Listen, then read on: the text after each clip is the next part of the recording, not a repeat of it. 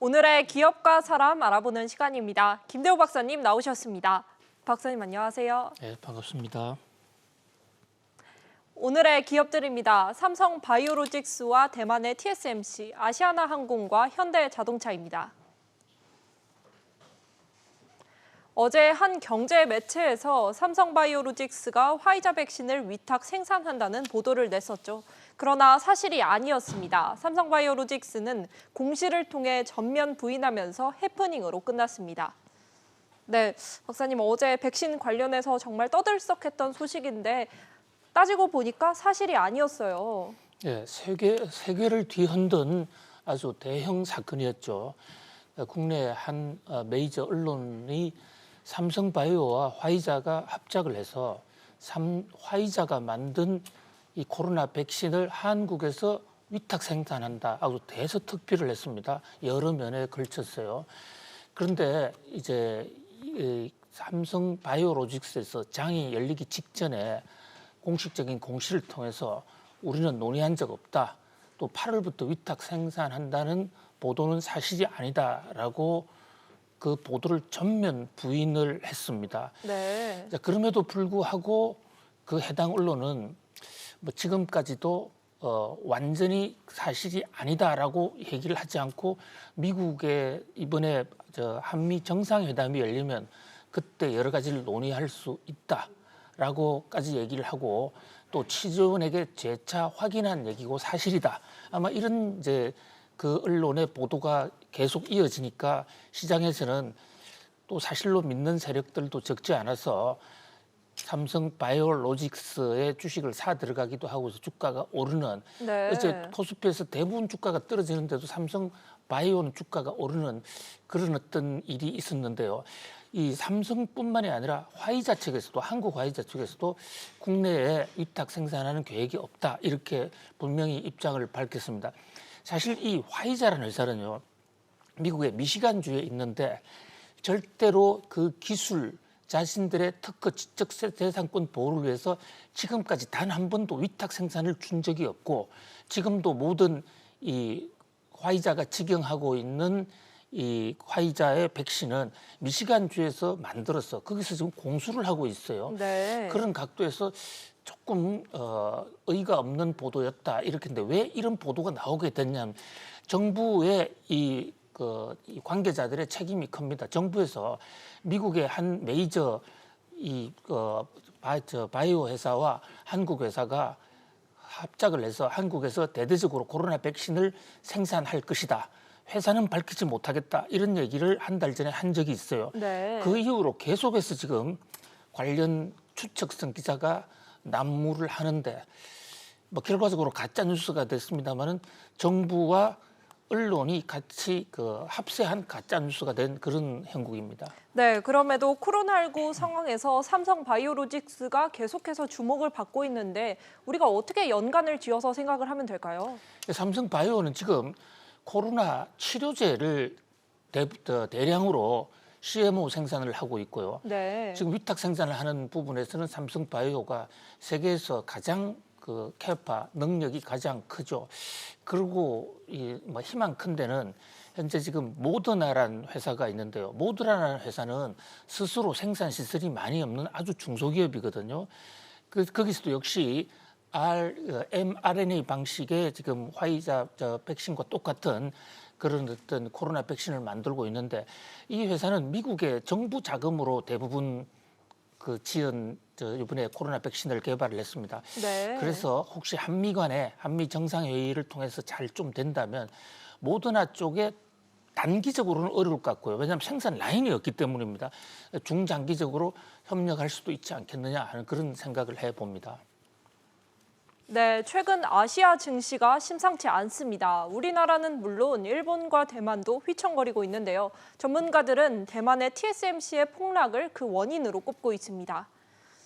네, 박사님, 대만 증시가 현재 지금 심상치 않아요. 장중 8%까지 폭락을 하기도 했죠. 그렇습니다. 이 대만 증시가 한 이틀 전부터 계속 휘청대는 모습이고요. 장중 8%면 엄청나게 크게 떨어진 것이거든요. 지금 TSMC의 그 대만 증시에서의 주가 상황이 나온 적은 마감 상황을 얘기합니다. 마감 때 좀 만회를 해서 그나마 크게 선방을 해서 1.93인데요. 이틀간 떨어진 거를 합하면 거의 10% 가량 떨어졌어요. TSMC라고 하면 세계 최대의 이제 시스템 반도체 회사고 시스템 반도체 부분에서는 삼성전자보다도 훨씬 지금 매출, 영업이익, 재무지표가 훨씬 더 좋은 회사죠. 네. 가장 성장성이 높은 회사라고 볼 수가 있습니다. 또 대만에서 전체 대만 증시에서 주가 총액, 시가총액 차지하는 비중이 거의 30%를 육박할 정도로 대만 경제에 차지하는 비중이 엄청나게 높아요. 그래서 대만은 바로 TSMC의 경쟁력이다라는 얘기가 나올 정도로 어마어마한 회사거든요. 그런데 TSMC가 최근에 4월 실적을 발표를 했는데 이게 상상 이상으로 마이너스 매출이 영업이익 모두 마이너스로 돌아서는 아주 충격의 이른바 어닝 쇼크를 내놓은 거예요. 네. 왜 이렇게 지금 TSMC가 잘 안 되느냐? 여러 가지 요인이 있습니다만 대만에 지금 50년 만에 온 가뭄 때문에 반도체 공정에 상당한 차질을 빚고 있지 않습니까? 거기다가 전 세계가 지금 차용 반도체를 만들어내라고 하니까 TSMC의 나머지 수익률이 높은 부분 이 대목 생산에 좀 제동이 걸렸어요. 차 반도체는 수익성이 상대적으로 좀 높지가 않은 그런 상황입니다. 거기다가 지금 인도가 문제인데요. 인도에서 코로나 팬데믹이 확산이 되면서 인도에서 애플이라든지 많은 회사들이 거기서 지금 스마트폰을 생산하고 있습니다. 근데 스마트폰 가동이 중단이 된 거예요. 스마트폰을 생산을 해야 거기 들어가는 반도체를 공급을 할 텐데 이런 여러 가지 악재들이 좀 동시에 겹치는 바람에 주가가 떨어진다. 거기에다가 미국발 압제까지도 하나 더 겹쳤습니다. 네. 미국이 반도체 동맹이라는 그런 어떤 이 단체를 만들었죠. 반도체 연합을 만들었죠. 그러면서 미국이 본격적으로 미국 반도체 회사들에 대해 자금을 지원해서 그 미국 현지에서 생산하는 것을 대폭 늘릴 것으로 그렇게 그런 전망이 나오고 있지 않습니까? 그렇게 됐을 경우에 가장 큰 타격을 입는 것이 역시 대만의 TSMC라고 볼 수가 있죠. 대만의 TSMC가 미국에 공장을 짓는다고 그러지만 그것은 한참 후의 일이고 당장에는 그 시장의 많은 부분을 미국 그러니까 패블리스 회사로부터 설계 주문을 받아가 생산하고 있는 TSMC로서는 상당히 큰 타격이 될 것으로 보입니다. 네, 대만 TSMC뿐만이 아니라 우리나라의 삼성전자도 조금씩 타격을 받는 모습인데 미국의 이제 반도체 연합이 세계 반도체 업체들의 주가에 줄 영향 어떻게 보시나요? 그렇습니다. 이 미국의 이 반도체 굴기, 반도체를 국가 전략 산업으로 채택을 한 것은 바이든 행정부 들어서자마자였고요. 그 행동이 지금 점점 가시화돼서 백악관 주도의 회의를 한다, 또 상무부 주도의 회의를 한다. 이러다가 드디어 이제 미국 반도체 연합까지 만드는 저 반도체 연합의 핵심으로 들어가 있는 회사가 인텔이고요. 인텔에다가 이제 그 엔비디아, 퀄컴 이런 회사들이 들어가 있는데 대부분 삼성전자와 TSMC의 좀 경쟁 관계에 있는 회사들입니다. 네. 미국이 지금 반도체에서 반도체 설계 부분에서는 아직도 압도적인 우위를 기록하고 있거든요. 그런데 그것을 직접 생산해낼 이 파운드리가 없어서 그동안에 미국의 반도체 제조 비중이 점점 떨어져 지금 10% 정도밖에 안 됩니다. 이 대목을 지금 바이든 정부가 획기적으로 종전 수준으로 약 40% 정도까지 끌어올리겠다는 건데 거기에서는 엄청난 자금 지원을 해주게 되면 상대적으로 자금 지원을 못 받게 되는 한국이나 대만 업체가 좀 쇼크를 볼 수 있다. 그다음에 특히 미국의 퀄컴 같은 저런 반도체 설계 회사들이 그 물량을 대만의 그 파운드리인 TSMC로 안 주게 되면 TSMC로서는 아주 절체절명의 위기를 맞을 수도 있다. 이런 위기감이 대만 증시에 큰 악재가 된 것으로 보입니다. 네, 계열사를 부당 지원한 혐의를 받고 있는 박삼구 전 금호아시아나 그룹 회장이 구속됐습니다. 아시아나항공 등 계열사를 이용해서 금호 고속을 부당 지원한 혐의인데요. 한번 들어보겠습니다. 네, 박삼구 전 회장이 오늘 새벽에 구속이 됐는데 주요 혐의가 뭔가요? 예, 이번에 박삼구 회장의 그 영장 심사에서 구속영장이 떨어지게 된 이 혐의는 이제 법으로 따지면 특정경제가중처벌법상 횡령죄인데요. 또 공정거래법 위반 이런 죄들인데 공정거래위원회가 검찰에 고발을 하는 바람에 수사가 이루어졌던 사건입니다. 그러니까 금호고속의 금호 아시아나그룹의 박삼구 회장의 핵심 회사 중에 하나가 금호고속이라고 있습니다. 네. 1948년에 만들어진 우리나라 최초의 버스 회사의 하나이기도 하고요. 그 선대 회장들이 이 금호고속을 가지고 금호산업도 일으키고 금호타이어도 일으키고 또 아시아나항공까지 일으켰거든요. 그런데 박삼구 회장이 금호고속이 어려울 때 금호고속이 어렵게 된 것은 대우건설을 인수하는 과정에서 좀 자금 사정이 삐끗하게 된 것입니다. 그래서 부족한 자금 사정을 이 잘 나가던 아시아나항공 등으로부터 잘 나가는 회사로부터 돈을 무이자로 끌어다가 쓰고 대가도 치르지 않았다. 그리고 그 과정에서 재벌 일가들이 사익 편취했다 이러는데 그 금액이 수백억에 지금 달하고 있는 혐의 내용만으로는요. 그래서 결국은 안타깝게도 구속이 발부가 됐고 지금 아시아나는 인수 절차를 밟고 있는데 네. 그 아시아나의 종말로 가는 게 아닌가라는 그런 안타까운 생각이 듭니다.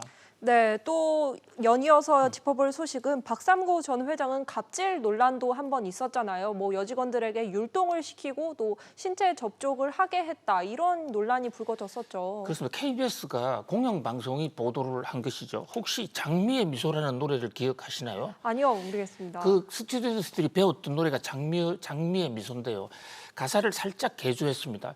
제가 노래 실력이 좋으면 이 자리에서 한번 불러봤으면 좋겠는데 가사만 살짝 말씀드리면요. 네, 내일은 회장님 뵙는 날. 이게 지금 개사한 가사인 예, 거죠? 장미의 미소를 개사를 했어요. 내일은 회장님 뵙는 날. 자꾸만 떨리는 이 가슴 밤잠을 자지 못하네. 뭐 이런 노래예요. 네. 자, 이래가지고 실제로 이제 회장님을 만나게 되면 세 가지 조로 바뀝니다. 하나는 율동하는 조, 그다음에 무조건 우는 조, 막 울어야 돼요. 감격을 해서 만나 뵈서. 그다음에 안기고 팔짱 찌는 조. 자, 이게 지금 KBS 화면이 좀 나오고 있는데요. 그래서 여러 가지 이 한국 재벌의 기법조 문제, 북한의 김정은 정권보다도 더하다 뭐 이런 얘기까지 있고 일부 직원들은 박삼구 가계도를 외우지 않으면 혼이 난다고 그래요. 네. 창구에서 카운터에서 박삼구 가족이 왔는데 가족을 몰라보면 대접을 제대로 못하지 않겠습니까? 그런 면에서 어떤 면에서는 참 심각한 갑질일 수가 있죠. 그런 어떤 이 재벌 일가의 좀 파행적인 경영이 결국은 아시아나항공의 경영난을 불렀지 않았냐. 아시아나항공은 사실 굉장히 잘 나가던 회사였습니다. 한때는 대한항공보다도 훨씬 더 좋았어요. 그런데 거기 돈을 떼가지고 금호석에 대주는 바람에 아시아나항공이 망했다. 참 안타까운 일입니다. 네, 최근 아시아나항공은 대한항공과의 합병도 앞두고 있는데 어떻게 진행이 되고 있나요? 예, 현재 지금 합병의 나머지 걸림돌은 대부분 다 해소가 됐어요. 특히 대한항공이 대대적인 증자에 성공을 하는 바람에 그 증자 돈으로 아시아나항공의 주식을 사면 이제 경제적인 절차로서는 뭐 거의 다 끝납니다. 근데 한 가지 문제가 있다면 이 공정거래법상 합병을 하게 되면 국제공정거래 당국의 허가를 받아야 되거든요. 이것이 우리나라 공정거래위원회뿐만이 아니고 전 세계 공정위원회의 허락을 받아야 되는데 이 대목에서 과연 전 세계 중국이라든지 미국 또는 특히 아시아 지역의 회사들이 또 동의를 해줄지 그것이 지금 최대의 변수로 되어 있습니다. 네, 현대자동차의 고급화 전략이 통했습니다. 제네시스가 50만 대 판매를 돌파했는데요. 정의선 회장의 야심작으로도 꼽히는 제네시스의 성공 한번 들어보겠습니다. 네, 박사님, 제네시스가 5년 만에 50만 대 판매를 돌파했어요. 정말 성공했다 이렇게 볼 수 있을 것 같은데요. 예, 제네시스의 글로벌 50만 대 판매는 상당히 의미가 깊습니다. 50만 대라는 숫자도 적은 수가 아니고 제네시스를 팔아서 많은 돈을 벌었지만요. 제네시스는 사실 그동안 현대차가 해왔던 기존의 차와는 좀 성질이 다른, 그러니까 한마디로 고급화의 상징이거든요. 정의선 회장이 이제 프로젝트를 추진을 했던 건데요.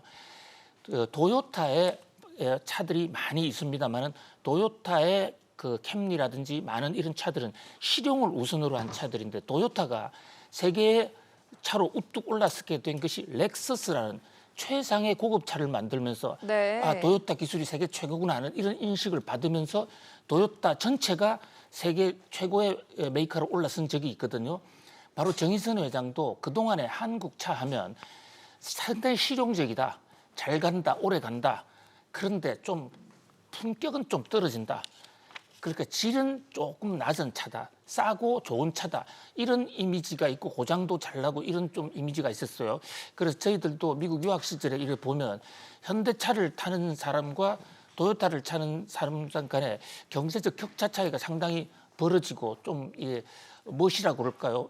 어떤 대외적인 어떤 폼을 내는 데 있어서는 도요타가 훨씬 더 앞서 있었습니다만 바로 이 한계를 극복한 차가 제네시스고요. 제네시스가 나오면서 이제 더 이상 현대차는 그 싸고 실용적인 차가 아니라 아주 그 고품격의 멋있는 차다. 그리고 기술 부분에 관해서 세계 단연 최정상급으로 올라섰다. 그런 차가 이제 50만 대를 넘어섰다. 네. 그런 면에서 상당히 경하할 만한 일이 아닌가 생각해 봅니다. 네, 근데 현재 이제 세계 자동차 업계가 반도체가 없어서 차를 못 만드는 현상이 계속해서 일어나고 있잖아요. 현대 자동차도 예외는 아니죠. 그렇습니다. 이 대목이 가장 지금 안타까운데요. 지금 반도체 보릿고개 한 중앙을 지금 통과하고 있습니다. 특히 차 반도체가 없는 상황에서 차를 대부분 설계해 놓고 기본 축까지 만들어 놓고도 반도체 부족 때문에 차를 지금 출고를 못 하고 있는 상황이거든요. 현대차 신청하신 분들은 지금 느끼겠지만 서둘러 주문했지만 지금 차가 나온다는 기약이 없어요. 네. 그래서 현대에서 지금 미안하다. 그래서 고객의 우편으로 사과하는 편지까지 보내는 그런 지금 촌극이 벌어지고 있는데요. 특히 지금 이 봄이 굉장히 중요한 게 우리나라는 자동차의 성패가 봄에 나고 특히 지금 우리나라의 전기차 제도 이 보조금 지원 시스템이 먼저 되는 차에 대해서만 계약이 완료되는 차에 대해서만 주고 그 일정 시점이 지나서 다른 회사에서 그 물량을 뺏어가면 후반부에는 보조금을 주지 않게 된단 말이죠. 네, 그래서 아이오닉 5의 보조금을 지금 테슬라에게 뺏기고 있다 이런 지적이 있어요. 그래서 참 안타까운 일입니다. 그래서 테슬라가 아이오닉의 보조금 몫을 대부분 지금 다 가져가고 이것이 한 두세 달 더 진행이 되면 결국은 보조금은 대한민국 정부의 국민 세금으로 조달한 전기차 보조금은 결국 테슬라가 다 가져가는 것이 아닌가라는 이런 우려까지도 나오고 있는데요. 차 반도체도 좀 모자라지만 이번에 아이오닉에는 그 밖에도 또 구동 엔진이라든지 네. 다른 부품도 조금 차질을 빚었던 것 같아요. 아무튼 이 어떤 경우에도 그 부품의 수급, 이 도요타 같은 것에서는 JIT 시스템이라고 해서 Just in Time. 그러니까 차를 만들기로 시작하면 모든 부품이 한꺼번에 제때 도달한다. 이것이 자동차 경영에서 가장 중요한 원리인데 지금 제네시스 품질은 고급화를 단행했지만 JIT 시스템과 같은 그런 부품 조달, 물류 시스템에 대해서는 아직도 현대가 가야 될 길이 좀 더 있는 것으로 보입니다. 네, 오늘은 여기까지 듣겠습니다. 박사님 감사합니다. 감사합니다.